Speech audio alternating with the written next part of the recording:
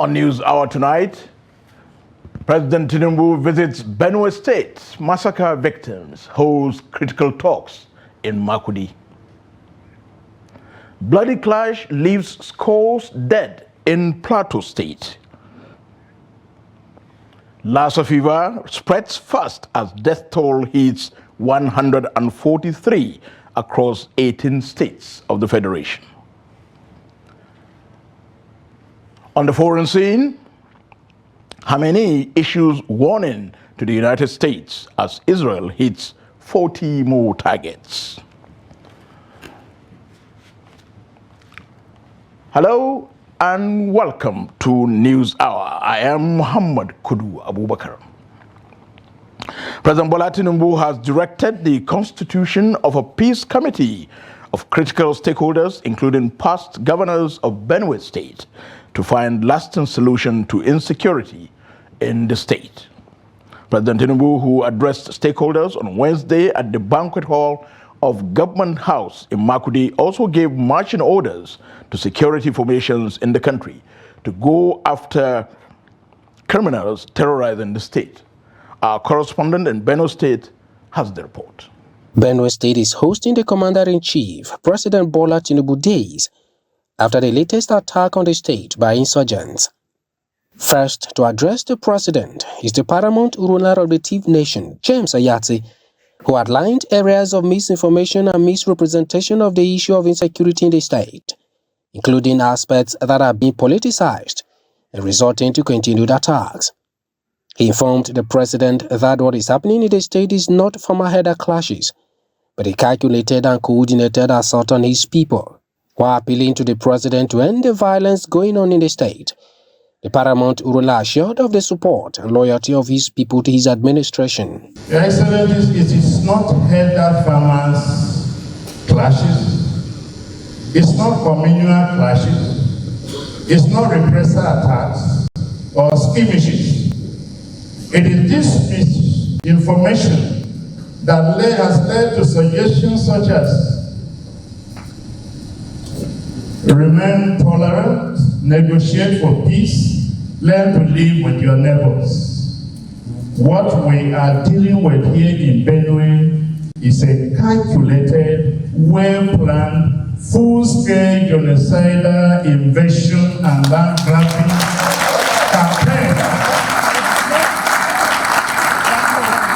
by header terrorists and bandits, which has been on for decades and is worsening every year.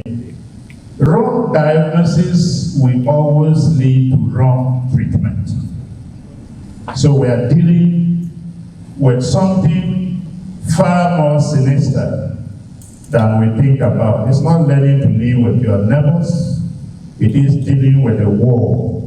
Governor Hyacinth Alia, who supports the idea of a state police as a solution to the sustained insecurity across the country, called on the federal government to also consider the establishment of a community support fund to cater for those already displaced. Attacks on the peace-loving and good people of Benue State have persisted for well over decades.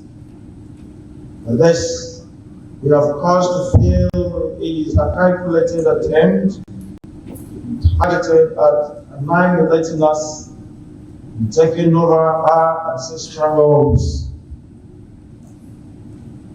Your Excellency, this visit of yours marks the very first time we have the President of the nation visit us on the account of insecurity.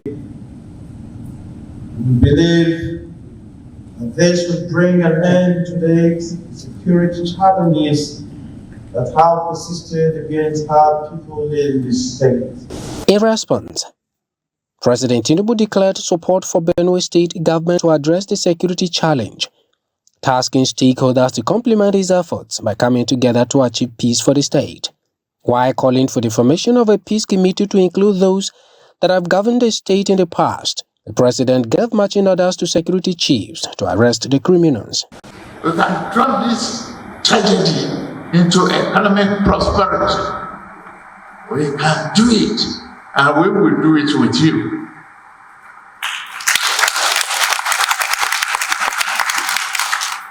That's very serious understanding. We need to do. I want us to create this leadership committee now, and then we meet in Abuja to really fashion out the nucleus of a lasting peace. And I'm ready to invest in that peace.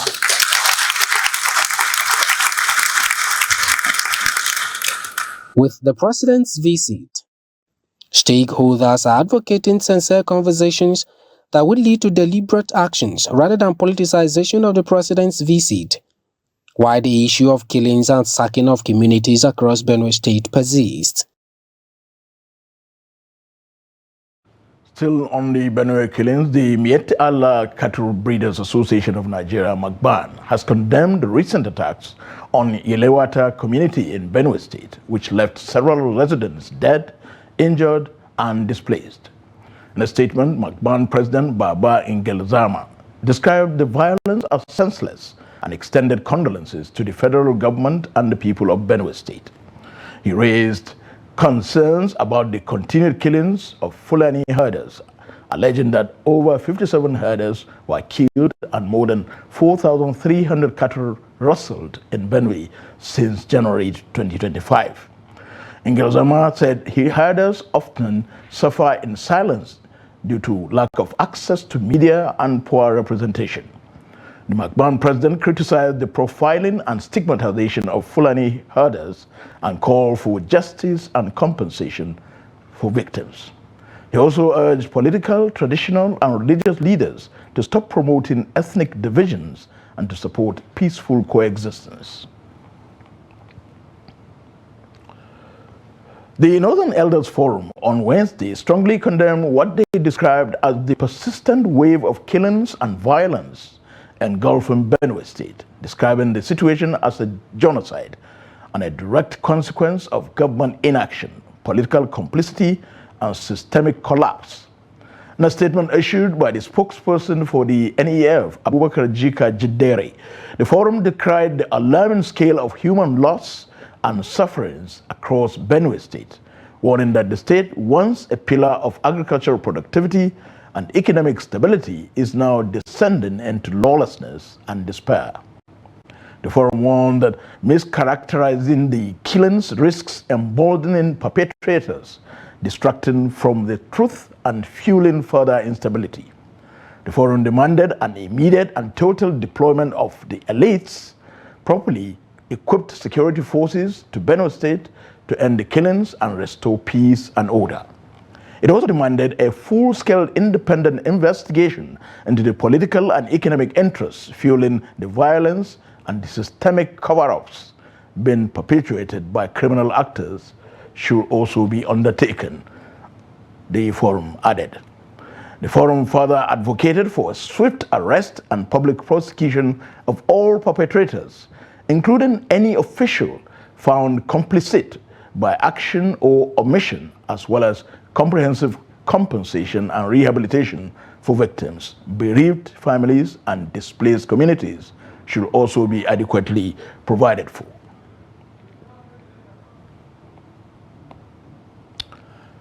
An unconfirmed number of bandits and vigilantes have reportedly been killed in fierce clash between bandits and a combined team of vigilantes and soldiers around Dutz-Nzaki community in Wase local government area of Plateau State. 16 vigilantes were reportedly injured in the clash and are currently receiving treatment at the Federal Medical Center in Wase town and another hospital in Bauchi State. Disclosing the latest development on Wednesday, a leader of the vigilantes in the area, Abdullahi Hussaini, told Trust TV that the fight started on Saturday morning and continued until Wednesday, when vigilantes numbering over 300 took the fight to the bandits' hideout. According to Hussaini, over 80 bandits, including their wives, were killed, while 4 vigilantes also lost their lives in the incident. The spokesperson of the Operation Safe Haven, Major Samson Zakom, was yet to issue a statement on the incident as at Press Time.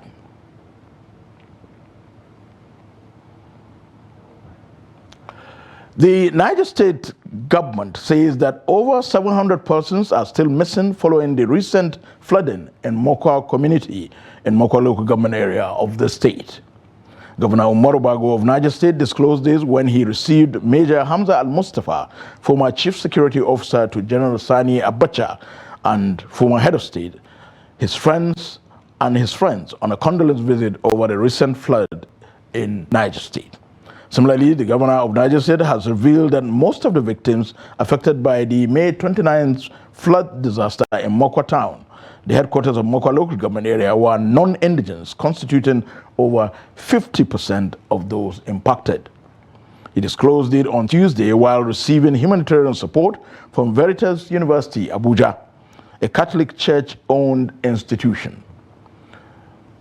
Represented by his deputy, Yakubu Garba, the governor stated that the state government had begun proper documentation of the victims, including collecting bank account details for the disbursement of funds donated by various governments and organizations. Governor Bago added that families currently hosting the displaced victims will also receive support to boost their morale. A windstorm has wreaked havoc in the Bunkure local government area of Kano State, destroying residential buildings. The incident occurred in Sakafale, Jallabi, and Zangwan Buhari, both in Kuluwa ward of the local government area, rendering many people homeless. Zinc roofing sheets were damaged, just as mud and cement-made buildings were also destroyed by the powerful windstorm on Monday. Though no life was lost, valuable properties were lost in the incident. An information officer of the local government area, Labaran Garba, confirmed the incident, saying no life was lost. Meanwhile, the acting district head of Bunkuri, Nasiru Umar, has formally reported the matter to the Emir of Rano, Isa Umar, who has directed the compilation of a comprehensive report on the incident to be sent to the local government council for the appropriate interventions, and implored residents of the area and the affected villages to take proactive steps against natural disasters. Staff unions of the Kaduna State College of Education, Gidamwaya, have announced plans to commence a 3-day warning strike from Thursday, June the 19th, 2025. This followed the expiration of a 14-day ultimatum issued to the state government, which runs out on Wednesday, June the 18th. The joint union, made up of the Colleges of Education Academic Staff Union, Senior Staff Union of Colleges of Education in Nigeria, and the Non-Academic Staff Union, NASU, is demanding urgent action on long-standing welfare issues that they say have been neglected despite earlier assurances from the government. The union announced this in a media conference held by the Joint Congress chaired by Ali Marajos, following an emergency congress held on June the 2nd. Among the union's key demands are the immediate implementation of consolidated polytechnics and colleges of education academic salary structure, and the consolidated tertiary education institution salary structure, and the amendment of the 65-year retirement age policy to include non-academic staff. The unions warned that failure to meet these demands would lead to 3-day warning strike from June the 19th to the 23rd, 2025. They, however, reaffirmed their commitment to dialogue and urged the government to act swiftly to avoid disruption of academic activities. Bauchi State Governor Bala Abdulkadir Mohammed has urged media practitioners to use their platforms to advocate for positive change and promote national development. Governor Bala made the call at the First Media Summit 2025 organized by the Nigerian Union of Journalists, Bauchi State Council, with the theme, Journalists and Good Governance. Trust TV's Adamu Imam has the report. The summit brought together media executives, practicing journalists, and political office holders to discuss the role of the media in fostering good governance, especially in the face of the country's pressing challenges. Represented by the Chief of Staff Aminu Hassan Gamawa, Governor Bala Mohammed emphasized the critical role of the media in shaping public opinion and influencing leaders to act in the best interest of the people. Your commitment to creating a platform for dialogue, introspection, and progress within the media space is highly commendable. I particularly salute Comrade Umar Said, the convener and the NUJ chairman, for his tireless effort in organizing the landmark event, which we proudly supported. Media professionals and academics at the event explore various strategies for strengthening governance in Nigeria, particularly in the light of widespread corruption, economic hardship, and social injustice. Are facing, a challenge in Nigeria today when it comes to, the issue of governance. Good governance to me entails, accountability. It entails transparency. It entails, the rule of law. And Nigerians should be the ones holding government responsible, in the actualization of all this. No matter how it hurts, we should report bad governance and encourage good governance. There are people who are making the efforts. So not everybody is not doing it right. Some are doing it well.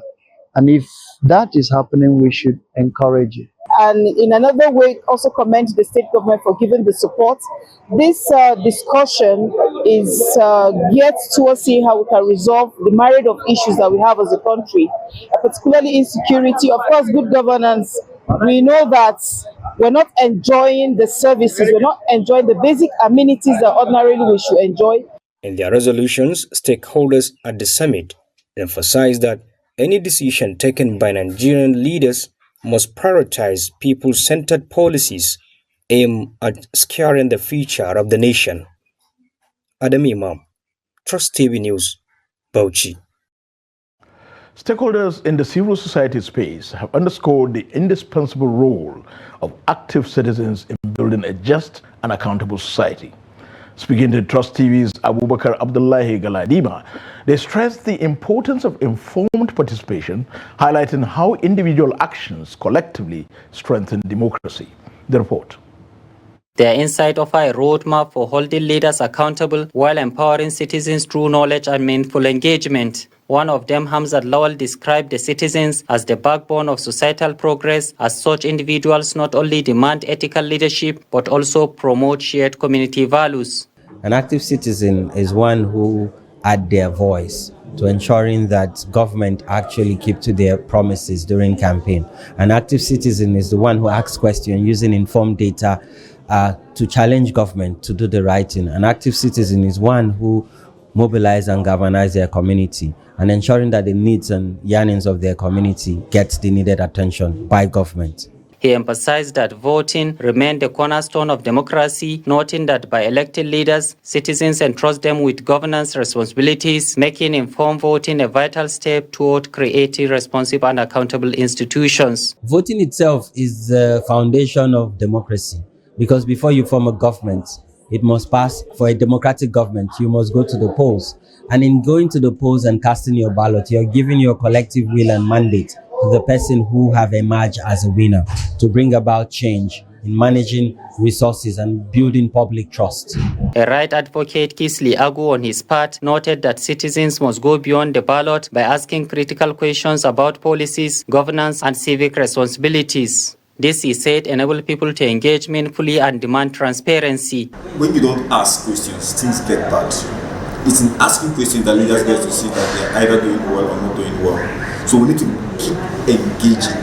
If you don't engage, sometimes leaders know that things are not going right. But like we say, most times you have leaders that are surrounded with psychophants that are not telling the truth. But it's in having private citizens being able to call government's attention to areas where they're not doing well. And also applaud them where they're doing well. That way we'll be able to get government to act correctly, be able to meet the needs of the citizens appropriately. The contribution of Lawal and Agu reinforced the universal truth that democracy flourishes when citizens are informed, vocal, and vigilant. From casting vote to challenging injustice, every action matters in the quest for a better society. Abubakar Abdullahi Galadima, Trust TV News, Abuja. To security matters now, vigilantes on Wednesday evening blocked the busy Mina Zungeru Highway to protest the alleged arrest of their commander, Sulebutu, by security operatives. The road also leads to Kagara, Tegina, Kwantagora, and serves as a major route for travelers heading to Sokoto State and Kebbi State and other key towns around that area. Many travelers were stranded for several hours before the highway was later opened for movement. A resident of the area, Dambaba Osman, told Trust TV that the aggrieved vigilante members blocked the road following the arrest of their leader, Sulebutu, at his residence by some security personnel. When contacted, the spokesperson for the Niger State Police Command, SP Wasiu Abiodun, said the commander was arrested for alleged fraud and illegal dealings. SP Abiodun stated that the suspect had been interrogated and granted bail, noting that the road had since been reopened for motorists. Gunmen have reportedly attacked the family residence of the lawmaker representing Kogi Central Senatorial District, Senator Natasha Akpoti Udwala, at her country home in Ihima Okehi local government area in Kogi State. The incident is reportedly to have happened late Tuesday when the alleged attackers invaded her family house with dangerous weapons, which scared several people in the vicinity. A statement by Akpoti Odogan's media office said the armed men vandalized windows during the attack.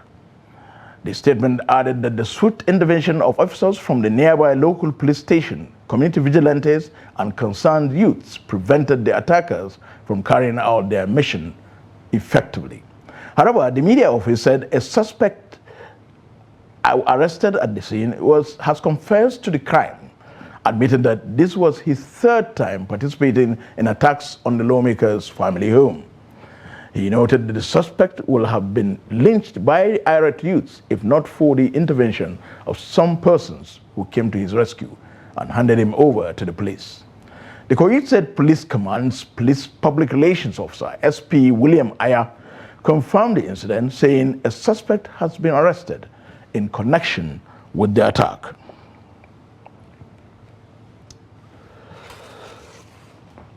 This is News Hour on Trust TV. Up ahead, experts warn that poor feeding is stalling dairy growth in Nigeria. We'll have more news when we return. Stay with us. Welcome back. If you're just joining us, you're watching News Hour on Trust TV. Let's take a look at our top stories. Tinubu visits Benue State massacre victims, holds critical talks in Makudi. We also told you bloody clash leaves scores dead in Plateau State as vigilantes and bandits battle. Moving on now, the Nigeria Center for Disease Control and Prevention, NCDC, has reported a rise in Lassa fever deaths with 143 fatalities from 758 confirmed cases so far in 2025. This brings the case of fatalities over the fatality rates to 18.9%, up from 17.8% in the same period last year. In its latest situation report for June 2nd to the 8th, the agency confirmed 11 new cases in Ondo, Edo, Bauchi, and Taraba states, compared to 8 cases the previous week. So far, 18 states have recorded cases with 90% of infections reported in Ondo, Bauchi, Edo, Taraba, and Ebonyi states. Young adults aged 21 to 30 remain the most affected group. One new infection among health workers was also reported, raising the total for the year to 23. The NCDC cited poor health-seeking behavior, late presentation, and inadequate sanitation as key challenges, adding that it has activated an incident management system and deployed rapid response teams to highly affected states. The Edo State government on Wednesday said it has placed hospitals across the state on high alert over the recent outbreak of diphtheria, a bacterial infection that affects the upper respiratory tract. The government, in a statement by the Chief Press Secretary to the Governor, Fred Itwa, said Governor Monday Okwebolo had activated an emergency public health response, deploying all necessary resources and expertise to arrest the situation and safeguard the health of the residents. It further disclosed that medical personnel were being briefed and equipped to respond appropriately, while the state's disease surveillance network was being expanded to trace and monitor potential contacts swiftly. It said the Commissioner for Health, Cyril Oshomole, had been at the forefront of the state's medical response, working with the Emergency Health Task Force to mitigate the spread of the disease and provide real-time updates to the public. The statement further said that school owners and proprietors were actively collaborating with the government to implement early warning systems, enforce hygiene standards, and carry out health screenings where necessary to protect school children who were among the most vulnerable. The government urged residents not to panic as the situation was under control and all necessary protocols are being enforced to prevent further spread. As Nigeria continues to battle the challenges posed by sickle cell disease, ranging from high child mortality rates to limited access to treatment and persistent stigma, Rivers State is showing signs of meaningful progress. As part of the progress, the State University Teaching Hospital is calling for a robust national strategy to advance prevention, care, and public awareness. Listen to this report. In commemoration of World Sickle Cell Day, Rivers State University Teaching Hospital revealed that it has treated over 200 children living with sickle cell disease in the past year, utilizing advanced medical technology. The event, held under the theme Transforming Care and Strengthening Communities, showcased both medical advancements and community engagement. The Chief Medical Director of the hospital, Professor Chizindo Akilo, reaffirmed the hospital's dedication to enhancing care for individuals living with the disease. For us at the Rivers State University Teaching Hospital, care for children and indeed adults living with sickle cell disease is an important one for us. We do a lot of collaborative business here in the care for people living with sickle cell disease. The keynote speaker, Fuluke Fashola, advised patients to stay away from substance abuse as well as misuse of medications, urging them to embrace healthy lifestyles for better disease management. Avoid stress, exhaustion. You can get the side, you can do other things, but don't get yourself to the level of exhaustion. Drink plenty of water. Avoid extremes of temperature and then that can promote sickling. If you are smoking, you have some people who are smoking. They don't listen. Quit smoking. Get all recommended vaccination. Maintain good health. That's good nutrition, good hygiene. Attend your routine clinic every 3 months. Testimonies from advocates and survivors, including Favor Wakama, a sickle cell warrior, highlighted the daily challenges and importance of support networks. Additional contributions came from Chioma Okechukwu, a consultant pediatrician, and Josiah Apollos, the head of pediatrics at the hospital, both emphasizing the need for a coordinated national effort to reduce the disease burden. Sickle cell warrior has been both challenging, but with God and caregivers, my doctors, the kind gestures and all of it keeps making me stronger. Keeps giving me that hope that I can still live like every other person that are not with the disease. Stroke is the most devastating complication in sickle cell disease. To prevent stroke, the world standard is to do what we call a transcranial Doppler ultrasound.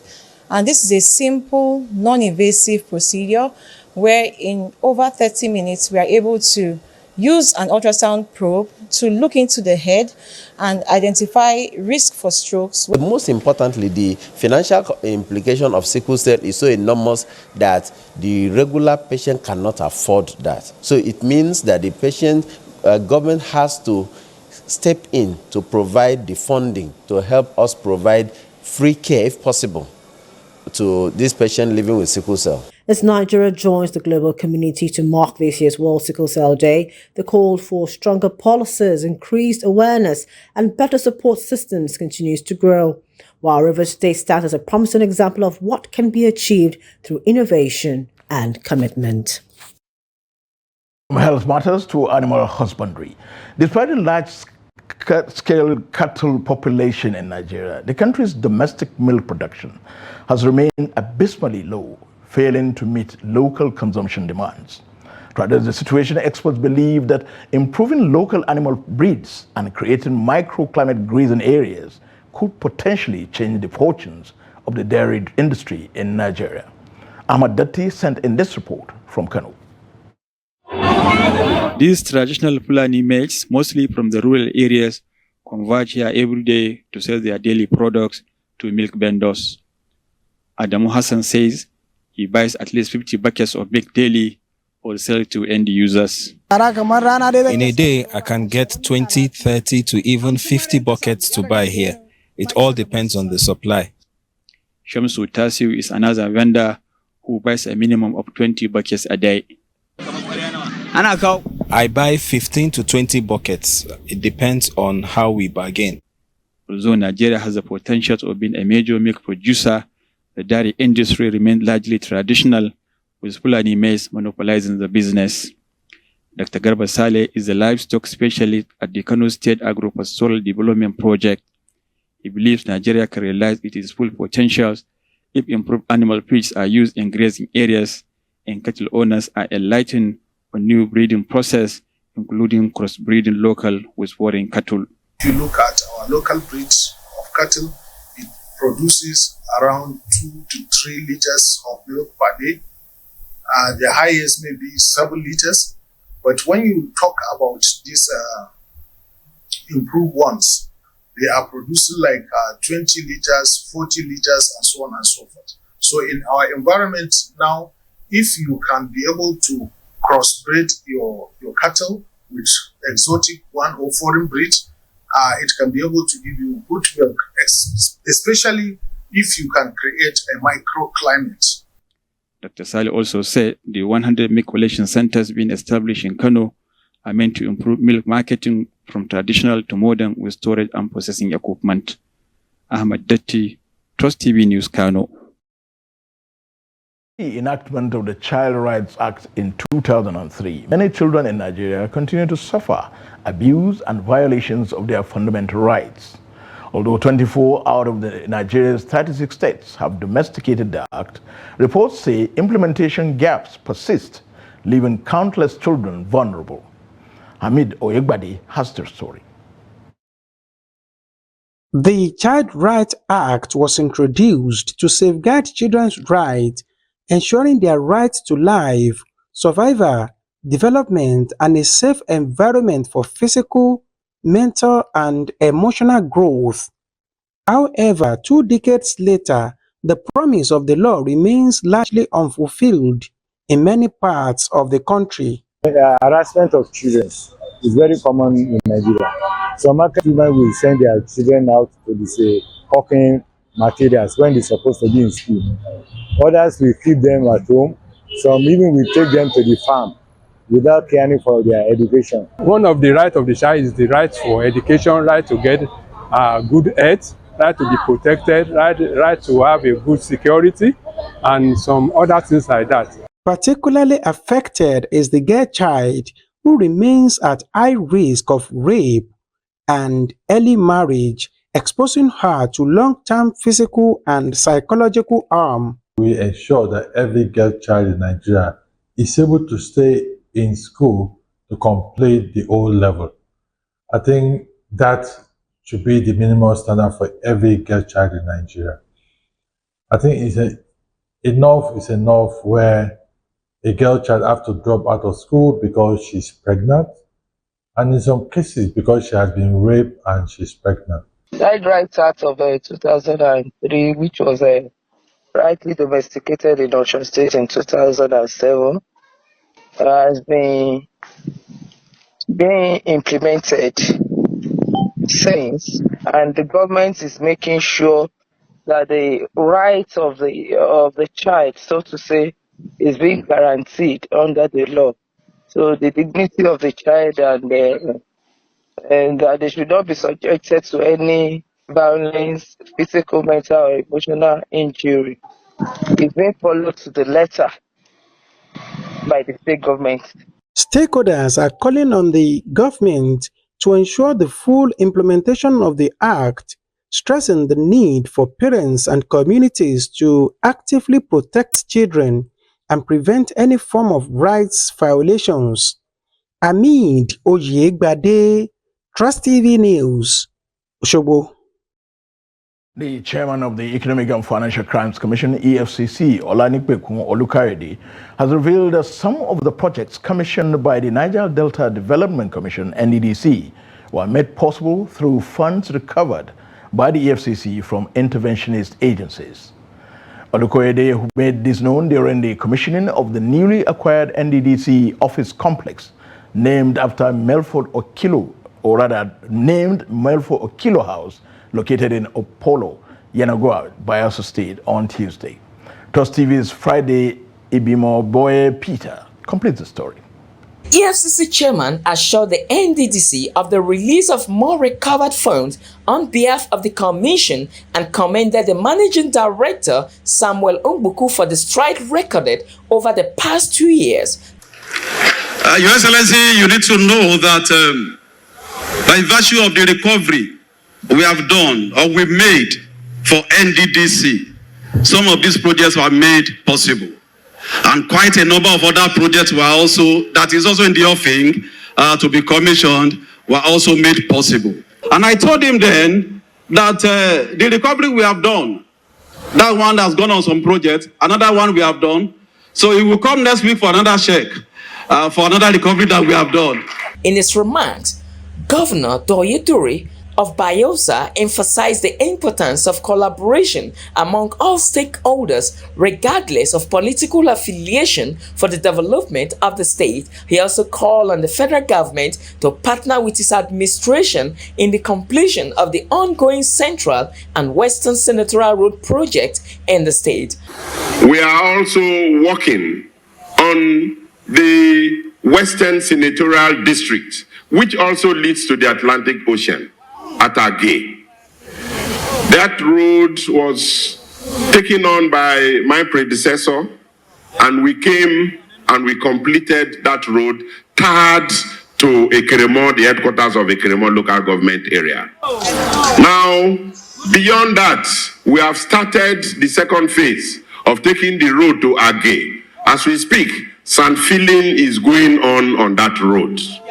We will need the partnership of the federal government. In his address, the managing director of the commission, Samuel Umbuku, lauded the support received from governors across the Niger Delta region and reaffirmed the commission's commitment to partner with them on projects that will benefit the people. That you have given us every support I need as MD of NDDC. I cannot go and complain that you've never been supporting me or supporting the board of NDDC. You have attended our programs very well. This shows that Bayelsa State we are united for development, we are united for the purpose of peace and development of our people. My job is to tell you about this project. This project is the state office of the NDDC in Bayelsa State. He explained that the newly commissioned office in Bayelsa was named after Melford Okilo due to the vital role the late icon played in the establishment of the NDDC during his time as Senator of the Federal Republic. From Yenagoa, Friday Ibmo Peter, Trust TV News. The National Emergency Management Agency, NEMA, has received 147 Nigerians who voluntarily returned from Agadez, Niger Republic. The repatriation was coordinated by the International Organization for Migration in collaboration with other stakeholders involved in migrant support and reintegration. According to NEMA, on Wednesday, the returnees arrived at the Malum Amin Kano International Airport, Kano, at about 12:48 p.m. on June the 16th, 2025. The agency disclosed that out of the 147 returnees, 143 were adult males, then adding that there were only one male child and one adult female among the group. Two female children were also part of the returnees. Personnel of the Forward Operating Base Escravos Anti-Crude Oil Theft Team under the Nigerian Navy ship Delta State have intercepted and arrested a group of suspected pipeline vandals in the Chevron Nigeria Limited Malu Jacket 19 offshore Escravos in the Niger Delta creeks. In the sting operation carried out in the early hours of Sunday, June the 15th, 2025, following credible intelligence, 3 of the suspects were apprehended on the scene while others fled in 6 speedboats, each powered by 200 HP engines and carrying 9 drums apiece. The commander NNS Delta, Commodore Abdulaziz Zubairu, while parading the 3 arrested suspects and 2 out of the 6 recovered boats to journalists in Warri on Wednesday, noted that the modus operandi of the suspects further indicated the involvement of a well-organized and well-resourced syndicate. The arrested suspects, who all hail from the Awoye community in Ondo State, are currently in custody and undergoing preliminary investigation. A major showdown is looming between the House of Representatives and several oil companies over billions of naira in unremitted oil revenues. This comes as the Public Accounts Committee of the House of Wednesday issued a stern warning to 13 oil companies who have repeatedly ignored official invitations to appear before the lawmakers. These companies are collectively accused of owing the Nigerian government more than $456 million, an equivalent of 731 billion naira. The committee has threatened to impose constitutional sanctions on the companies unless they comply. Among the companies listed are Nikonde Energy, $325.7 million, Hess Holdings, $137.7 million, Continental Oil and Gas, $57 million, and 10 others with various liabilities. The chairman of the committee, Bamidele Salami, who issued this warning, summoned the companies to appear between Wednesday, July the 2nd and Thursday, July 3rd, 2025. 6 other companies, including Shoreline Aradel and New Cross Exploration, have also been asked to reappear before the committee regarding another $125.5 million in outstanding liabilities. You are still watching News Hour on Trust TV. We will return shortly. Don't go away.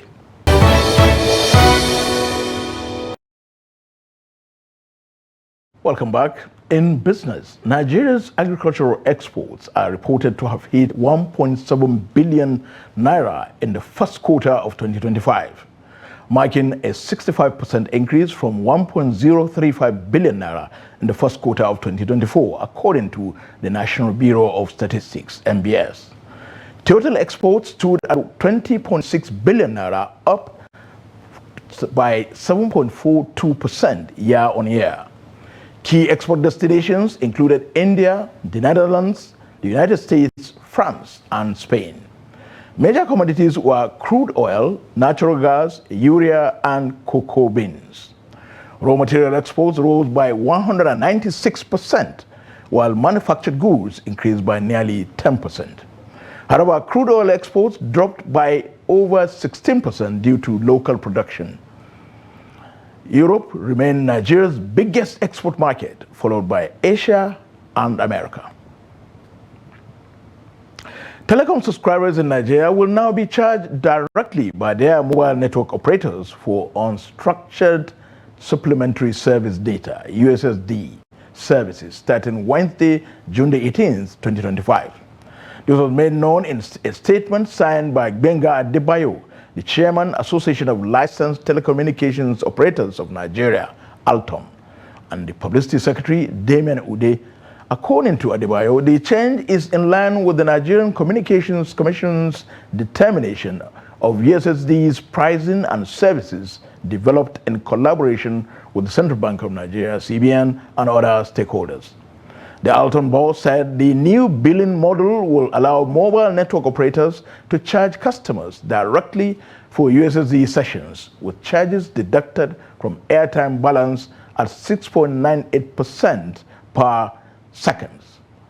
He noted that customers will receive a prompt to opt in and approve the charge before deduction, and billing will only occur for successful sessions. Adebayo assured that the change will not affect USSD banking services, availability or functionality, and customers could continue using bank USSD codes with sufficient airtime.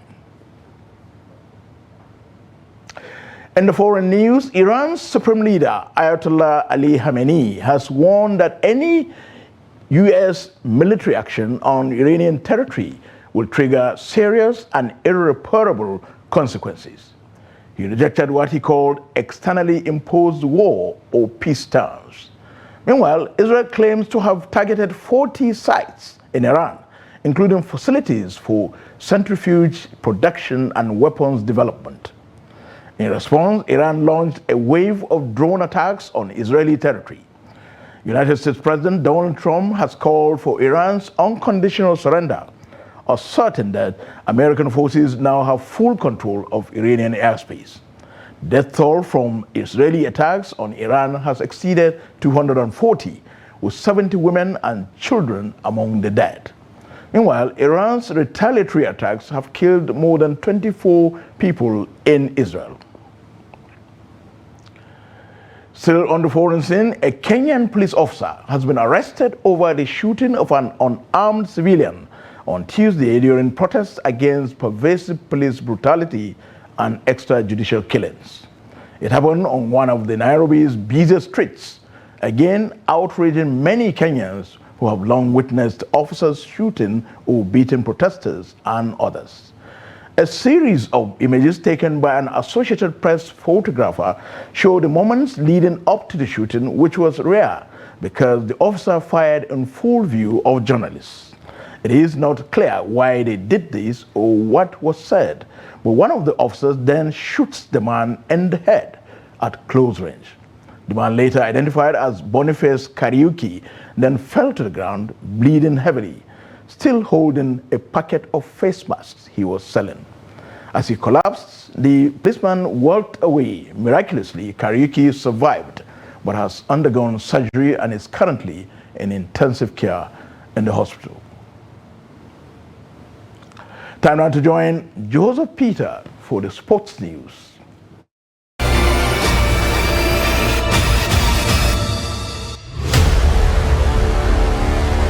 Preparation have commenced for the 23rd National Sport Festival to be hosted by Enugu State as the cold city positioned itself to deliver a memorable fiesta. The Director General of the National Sport Commission, Honorable Bukola Olakpade, held a productive meeting with the Executive Governor of Enugu State, His Excellency Peter Ndibusi Mba, at the Enugu State Government House on Tuesday, as part of the strategic engagement to ensure early planning and smooth execution of the biennial multi-sport event. During the visit, the governor reaffirmed Enugu State resolved to delivering a world-class festival that will not only celebrate Nigeria's athletic talent but also promote national unity and youth development. In a major step forward, Governor Mba has approved the composition of the local organizing committee (LOC) to be officially inaugurated. The LOC comprises seasoned professionals with quality credentials in sport administration, youth development, and executive planning, positioning the state to deliver a seamless and impactful festival experience. Enugu State won the hosting right for the 23rd edition of the festival after a highly competitive bidding process. The event is scheduled for 2026 and is expected to draw over thousands of athletes, coaches, officials, and spectators all across the country.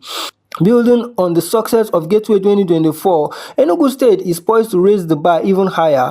Committing itself to early planning, the state government has promised to lay the groundwork for a landmark edition of the National Sport Festival as one that will celebrate athletic excellence, foster national unity, and leave a lasting legacy for the future of Nigerian sports. That's Sport News. I'm Joseph Peter.